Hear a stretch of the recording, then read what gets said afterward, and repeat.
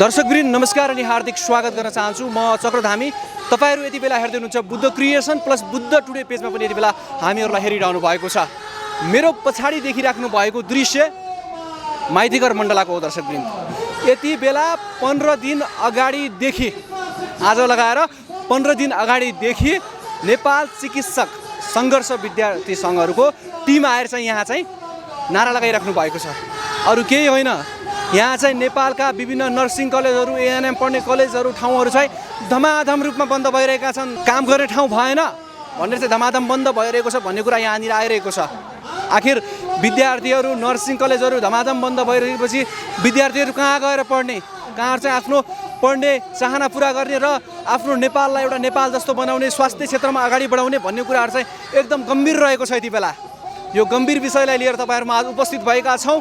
उहाँहरूको कुरा के छ, उहाँहरूको माग के छ, तपाईहरुमा जस्ताको तस्तै राखिरहेका छौँ।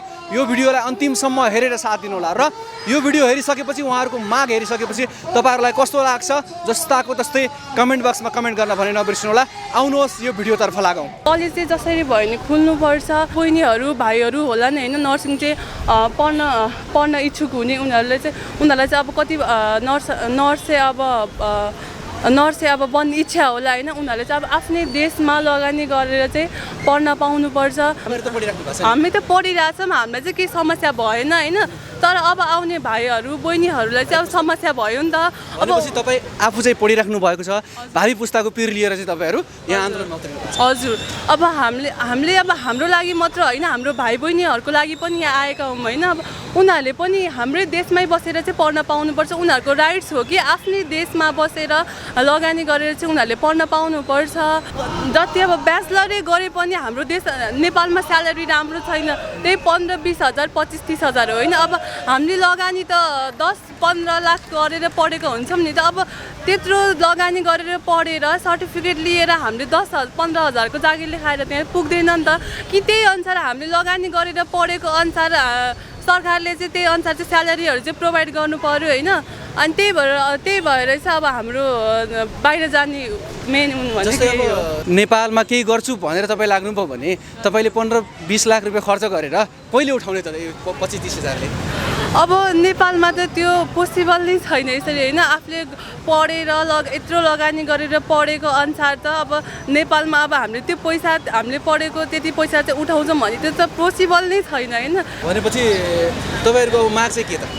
हाम्रो माग भनेको चाहिँ अब कलेज चाहिँ खुल्न दिनुपर्छ कि अब यो कलेज खुल्न दिएन भने अब भोलिपर्सि हाम्रो डकुमेन्ट लिन जान पनि प्रब्लम हुने भयो नि त। भोलिपर्सि अब कलेज भएन भने त अब हामी चाहे बाहिर जाओस् चाहे जहाँसुकै जाओस् लिनुपर्ने त हाम्रो कलेजकै नाम हो नि त। तिमी कहाँबाट पढिरहेको भने हाम्रो कलेजकै नाम लिनुपर्छ।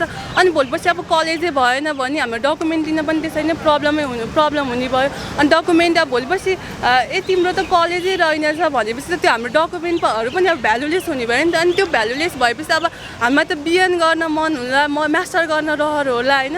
अब त्यो डकुमेन्ट नै भ्यालुलेस भएपछि त हामी त अब बिएन गर्ने पाएनौँ नि त। मेरो नाम चाहिँ अन्सु राणा भाट। म चाहिँ काठमाडौँ नर्सिङ क्याम्पस तेस्रो वर्ष चाहिँ अध्ययनरत गरिरहेको छात्र हो। कतिवटा कलेजबाट आउनु भएको छ? अहिले हामी कलेजबाट भन्नाले नर्सिङ कलेजबाट आज चाहिँ हामी तीनवटाको नर्सिङ कलेजबाट आएको छौँ। तीनवटाबाट आउनु? हजुर। तपाईँहरूको माग चाहिँ के छ यसो? तपाईँ 15 दिनदेखि चाहिँ यही हुनुहुन्छ अरे भन्ने सुने होइन? हजुर। के छ तपाईँको माग चाहिँ? हाम्रो माग भनेको चाहिँ अब हामी पढिरहेको कलेजहरू चाहिँ बन्द हुन भएन।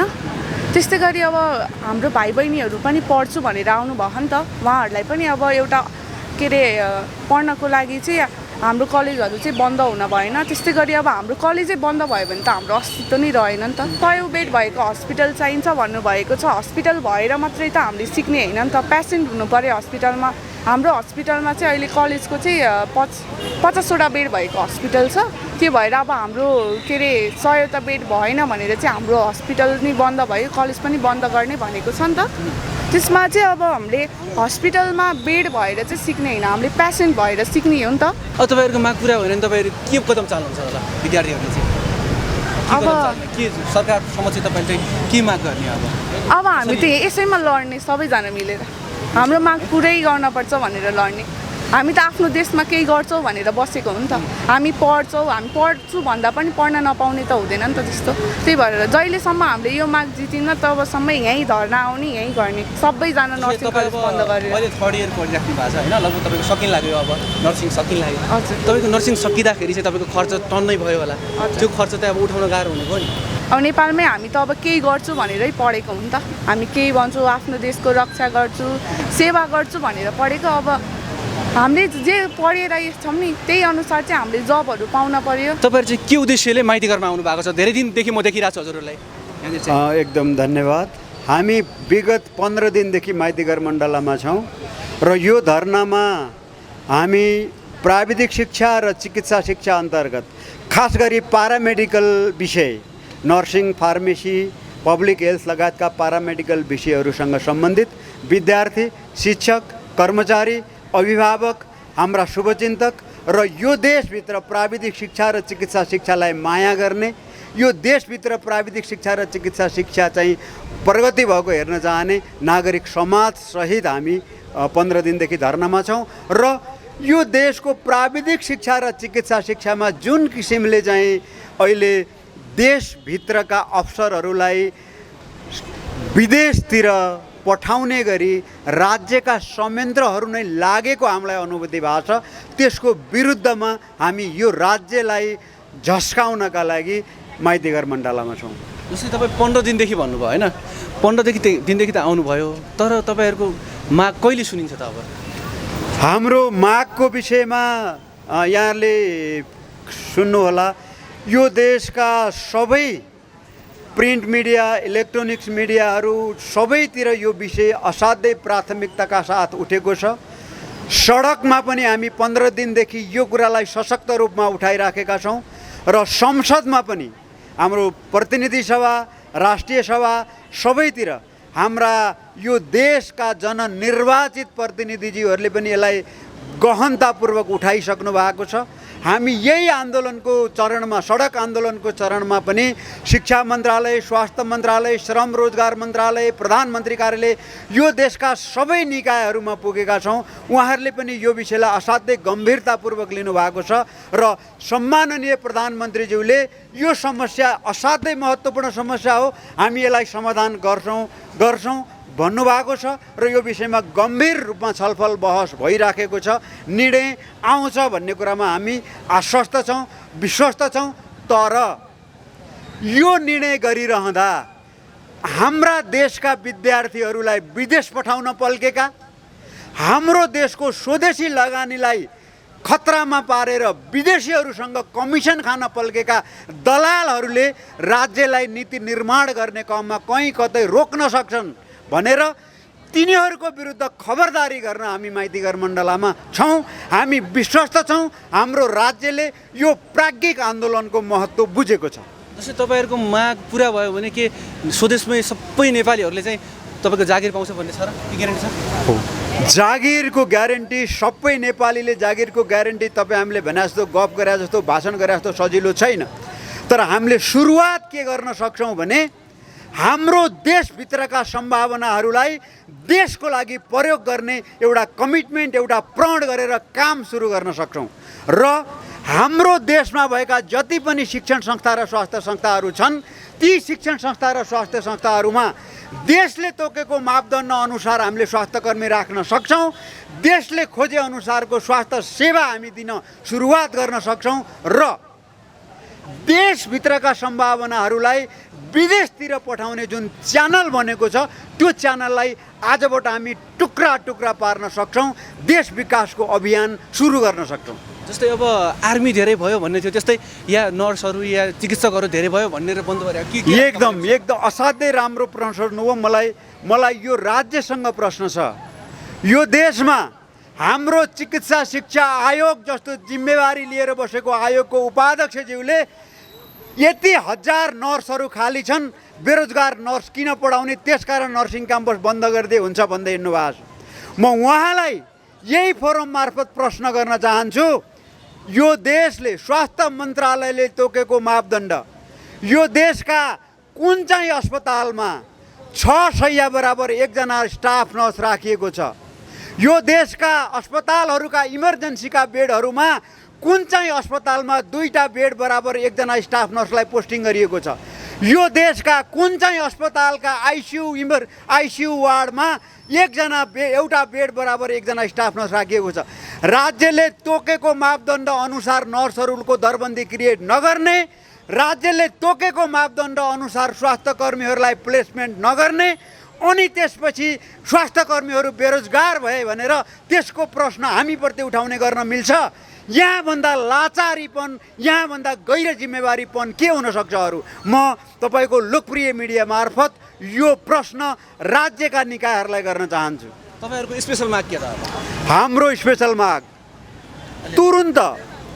तुरुन्त सम्बोधन गर्नुपर्ने माग, 45वटा स्तर उन्नति गर्नुपर्ने संस्थाहरू तुरुन्त स्तर उन्नति गरियोस्, जुन 2050 सालदेखि देशमा चलिराखेका संस्था हुन्। 73वटा नर्सिङ कलेजहरू बन्द भएका छन्, तुरुन्त खोलियोस्। 18वटा बिएससी नर्सिङ र बिएनका क्याम्पसहरू बन्द भएका छन्, तिनीहरू तुरुन्त खोलियोस्। तत्कालिक माग यो हो। 7000 भन्दा बढी प्रोफेसनलले जागिर गुमाएका छन्, तिनीहरूलाई पुनर्स्थापना गरियोस्।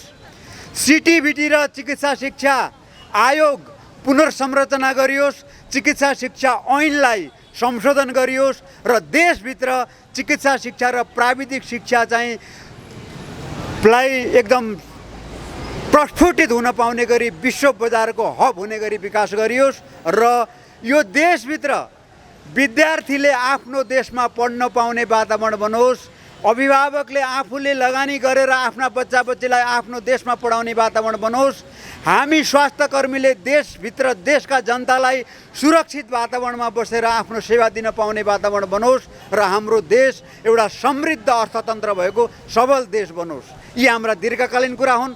तत्कालीन कुरा भनेको देशको चिकित्सा शिक्षा र प्राविधिक शिक्षाको व्यथिति तत्काल बन्द गरियोस्। भनेपछि जस्तै अब माइतीघर मण्डलामा आएर एउटा तपाईँको 15 दिन बस्दा होइन, तपाईँहरू एउटा माग गरिराख्नु भएको छ। कतिपय व्यक्तिहरू यहाँ माग गर्दा गर्दै माग पुरा नभएर फर्केको पनि छ। तपाईँहरूको के हुन्छ यदि हामी माग पुरा नभएर फर्किने कुरा हामी परिकल्पना गर्दैनौँ। मैले हाम्रो माइतीघर मण्डलाको धरनाको पहिलो दिन भनेको छु, यदि यो राज्यलाई प्राविधिक शिक्षा र चिकित्सा शिक्षा चाहिँदैन भने तपाईँहरू चाहिन्न यो सेक्टर बन्द गर्नुहोस् भन्नुहोस्। कानुनी रूपमा हामीले यो देशका लागि गरेको लगानीको सुरक्षाको ग्यारेन्टी गरिदिनुहोस्, हामीलाई बाई गरिदिनुहोस्, हामी जान्छौँ। यदि यो देशलाई चाहिएको हो भने हामीले उठाएको माग जायज छ, यो पुरा हुन्छ, पुरा हुनुपर्छ। हामीले चाहिँ माग पुरा नभइकन फर्किने परिकल्पना गरेका छैनौँ। हामी यो माग अब पुरा हुँदै गएन भने हाम्रो चाहिँ कार्यक्रम, आन्दोलनका कार्यक्रमहरू अझ सशक्त बनाउँदैछौँ। मैले अघि नै तपाईँलाई भने हामी यो देशका सम्माननीय प्रधानमन्त्रीज्यूले बोलेको कुरालाई सम्मान गरिराखेका छौँ। शान्तिपूर्ण धरनामा बसेर उहाँको कमिटमेन्टलाई कानुनमा परिणत हुने वातावरण बनोस् भनेर कुरिराखेका छौँ। यदि यो सम्माननीय प्रधानमन्त्रीज्यूको बाटोमा, देशलाई समृद्ध बनाउने बाटोमा कहीँ कतै अवरोध आयो, हाम्रो माग पुरा नहुने स्थिति आयो भने हामी रिले अनसन, सत्याग्रह के हो, अब हामी यो आन्दोलनका माग पुरा नगराइकन हाम्रा कक्षा कोठामा हामी फर्किन्नौँ। हामी आरेघाट जान तयार छौँ, तर देशभित्रको प्राविधिक शिक्षा, चिकित्सा शिक्षा लथालिङ्ग भएको, भत्ताभुङ्ग भएको, हाम्रो देशको पुँजी विदेश पलायन भएको, हाम्रो देशको प्रतिभा विदेश पलायन भएको र हाम्रो देशको अर्थतन्त्र लथालिङ्ग हुँदै गर्दा विदेशीहरूले रजाइ गरेको, विदेशीका दलालहरूले रजाइ गरेको हामी हेरेर बस्न सक्दैनौँ। किनभने हामी जिम्मेवार नेपाली नागरिक हौँ। हामी नागरिकको जिम्मेवारी निभाउन सक्छौँ र जानेका छौँ। जस्तै अब नर्स, एउटा मानौँ एउटा चिकित्सक, एएनएम नर्स पढेको व्यक्ति तपाईँको नेपालमा जागिर खाए पनि तर 30-35 हजारले के हुन्छ भनेर विदेश आफ्नै उहाँहरू जानुहुन्छ। यो कुरामा चाहिँ के भन्नुहुन्छ तपाईँ? यो कुरामा हामी विदेश गएर नेपालमा 35,000को जागिर खाने मान्छे, कुनै एउटा स्वास्थ्यकर्मी अमेरिका गएर मासिक 10 लाखको स्यालेरी खाने कुरामा राज्यले प्राइड गर्नुपर्छ।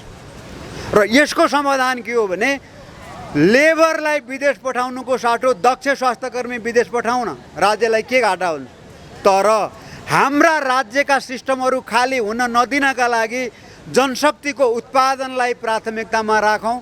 जो विदेशमा गएर धेरै कमाएर देशलाई रिमिटेन्स मार्फत सेवा गर्न चाहनुहुन्छ उहाँहरूलाई पनि सम्मानपूर्वक विदेशको रोजगारीमा पठाउँ र देशभित्र पनि सम्मानजनक सुरक्षित वातावरणमा काम गर्ने वातावरण बनाऊ। यो राज्यले सबैलाई लेबरको मिनिमम तलब तोक्न सक्छ भने स्वास्थ्यकर्मीको पनि मिनिमम यति होस् भनिदिन सक्नु पर्थ्यो नि त।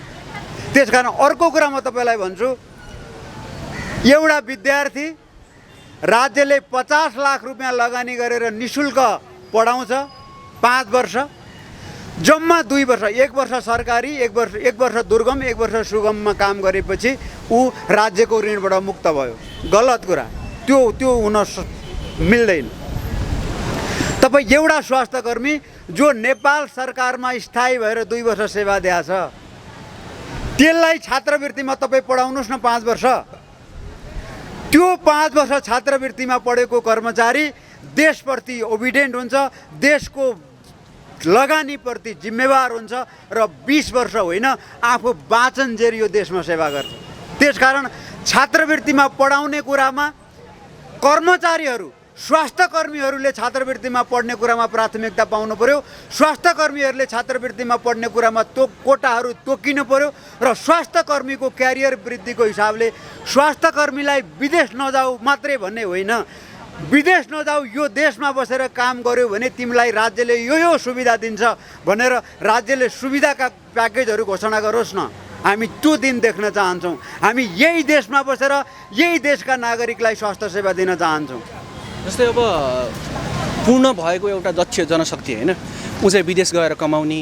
जस्तै यहाँ स्टुडेन्टहरू फर्स्ट इयरमा सेकेन्ड इयरमा तपाईँको नर्सिङ पढिरहेको, एएनएम पढिरहेको विद्यार्थीहरूले हस्पिटलहरूतिर काम गरिरहेको पनि कैयौँ देखिरहेको छ क्या। त्यस्तोले तपाईँको धेरै व्यक्तिहरूको, धेरै बिरामी व्यक्तिहरूको स्वास्थ्य अवस्था नै बिगारिदिएको अवस्था बन्छ। यो कुरालाई चाहिँ कसरी लिनुभएको छ तपाईँले? तपाईँले उठाउनु भएको विषयमा थोरै म करेक्सन गर्न चाहेँ। हाम्रो देशमा मेडिकल कलेजहरू अथवा यी प्यारामेडिकल कलेजहरू जहाँ चाहिँ मेडिकल सब्जेक्टमा अध्ययन गराइन्छ र practical real life experience, practical एक्सपिरियन्सको लागि हस्पिटल एक्सपोज गराइन्छ। तपाईँले भने जस्तो हाम्रा विद्यार्थीहरू आजको आजै गएर सिक्ने हिसाबले मात्रै बिरामीहरूलाई एटेन्ड गर्दैनन्। यो चिकित्सा शिक्षा आयोगले भ्रम फैलाएको छ। विद्यार्थी मेडिकल एजुकेसनमा भर्ना हुने बित्तिकै उसले बिरामी जाँच्ने हो कि जस्तो गरेर कुराकानी आइरहेछन्, त्यो होइन। हाम्रा विद्यार्थीहरू हस्पिटलमा प्रयोगात्मक अभ्यासमा जाँदा पनि आफूले काम गरेर सिक्ने भनेको धेरै पछाडि हो। पहिलो first year, second year, third year पढ्ने बेलासम्म आफ्ना टिचरहरू, आफ्ना सिनियरहरूको गाइडेन्समा अरूले काम गरेको हेरेर सिक्ने हो। पहिला ल्याबमा पढेर, कलेजमा पढेर सिक्नुहुन्छ, कलेजभित्रका ल्याबमा प्र्याक्टिकल गरेर सिक्नुहुन्छ, त्यसपछि हस्पिटलमा सिनियर दाइ दिदीहरू र प्रोफेसनलहरूले काम गरेको हेरेर सिक्नुहुन्छ। अनि सबै हिसाबले अब यो विद्यार्थी प्रोफेसनल्ली कम्पिटेन्ट छ, अब यो विद्यार्थीले बिरामीलाई राम्रोसँग एटेन्ड गर्न सक्छ भनेर टिचर, गाइड र त्यहाँको प्रोफेसनल कन्भिन्स भएपछि मात्रै विद्यार्थीले प्यासेन्टलाई एटेन्ड गर्ने हुनाले तपाईँले भने जस्तो विद्यार्थीले सिक्ने हिसाबले प्यासेन्ट एटेन्ड गर्दैन। यो चाहिँ भ्रम हो, यो प्रचारबाजीको कुरा मात्रै हो। हामी कार्यक्रमको अन्तिममा चाहिँ के भन्न चाहनुहुन्छ? जस्तै आज तपाईँ एउटा आन्दोलनमा हुनुहुन्छ होइन, एउटा माग गर्दै हुनुहुन्छ, त्यो माग पुरा गर्नुको लागि के प्रोसेस चाल्दै हुन्छ? र यो माग पुरा गर्नका लागि मैले भने हामी जिम्मेवारपूर्ण धरना कार्यक्रममा छौँ, हामी जिम्मेवार व्यक्ति छौँ। अहिले हामी हाम्रो माग पुरा हुँदैछ भन्ने कुरामा छौँ। हामी यसलाई कसरी उग्र बनाउने भन्नेतिर सोचिराखेका छैनौँ। हामी हाम्रो माग पुरा भएपछि मात्रै निस्किन्छौँ भनेर एउटा चाहिँ अब शान्तिपूर्ण धरनामा बसिराखेका छौँ। र आवश्यक पऱ्यो भने मैले यहाँलाई भने अब हामी यही स्थितिमा कक्षा कोठामा फर्किन्नौँ, हामी आरेघाट जान तयार छौँ। त्यसकारण म यही धरनास्थलबाट यो राज्यका सम्बन्धित निकायहरूलाई अनुरोध गर्न चाहन्छु, अब यी शिक्षक विद्यार्थी कर्मचारीहरूलाई आफ्नो ठाउँमा छिटो पुर्याउने गरी यो देशको चिकित्सा शिक्षा बचाउने गरी यो देशका विद्यार्थीलाई देशभित्र पढ्न पाउने वातावरण बनाउने गरी अभिभावकलाई आफ्नो लगानी आफ्नै देशमा गर्न पाउने गरी र पेसा व्यवसायले गरी खान पाउने गरी वातावरण बनोस् र यो आन्दोलनमा देशका सबै नागरिकहरूलाई एकैबद्धताको लागि पनि म हार्दिक अनुरोध गर्छु।